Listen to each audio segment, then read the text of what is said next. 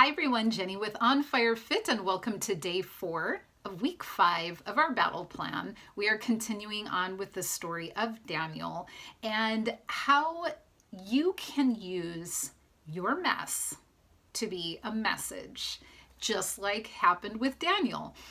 When Daniel was thrown in the lion's den, it looked like all the odds were against him. I'm pretty sure most of us would feel pretty discouraged and wonder for at least a brief moment, if not longer, God, I thought I believed all this, and now here I am with a hungry lion facing me.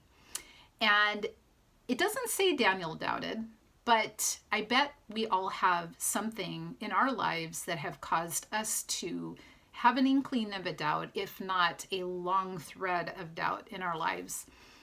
The amazing thing is God sent an angel to shut the mouth of that lion, and Daniel emerged from there without any scratch on his body. And interestingly enough, you can't say, well, the lion probably was not hungry or whatever, because right after that, all the people that had been up against Daniel were thrown into that lion's den and they were eaten up. So obviously the lion was hungry. It was the power of God to close the mouth of the lion. It came in an unexpected way, and it came in the middle of his mess. And whatever it is that is your mess, the thing that you are facing, that giant or enemy that you feel is something that threatens you all the time, how can it turn into a message? And I really believe with all my heart that a lot of the things that happen in our lives are not by the will of God as far as He would want bad things to happen to us. But when we turn to Him and say, I believe that even in this situation, you can make good out of it, He can turn everything into His message, bringing glory to Him and making us live a life that has purpose and meaning, and that we can help others through what we've been through. I don't know very many people that love to hear somebody talk about something they have not experienced themselves. When somebody sounds like they've had the perfect ideal life, and you, let's just say on social media, you look and it looks like they've got a ton of money and status and they seem to have it all together. If they talk about going through something that's hard, but they really don't have any kind of testimony or mess that they came from, it's a little bit hard to relate to that. And it also doesn't give you a whole lot of hope.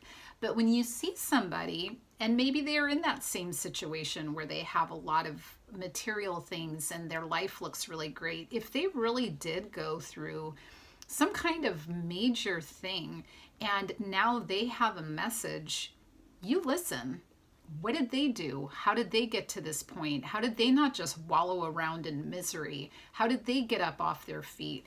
And for me, my message always comes from the mercy, the love, the extremeness of Jesus and what He does to pull us out of pits, even pits that we jumped into ourselves, and how He puts us on our feet, solid rock foundation.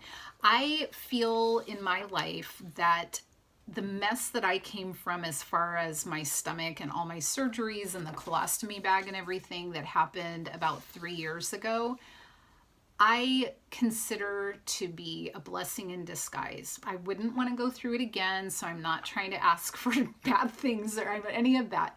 But I cannot say that I would have what I have today had I not had to experience what God can do. So I am so grateful for that, and I feel like my mess turned into a message of hope that God can turn anything for good, that no matter how far you've fallen, He will pull you back up, and you just have to learn to rely on Him, press into Him, and really learn about who He is and just adore being in His presence, not even needing to get anything out of Him, just adore being in His presence. And as you go through this, you'll see how Daniel had a message that came from his time in the lion's den and how that affected the people around him and the king. And so I encourage you to look at your life, even if you don't see the message yet. Can you see how God might be able to use what you're going through to help other people and to catapult you into your future? All right, I'll see you later. Go out and live on fire.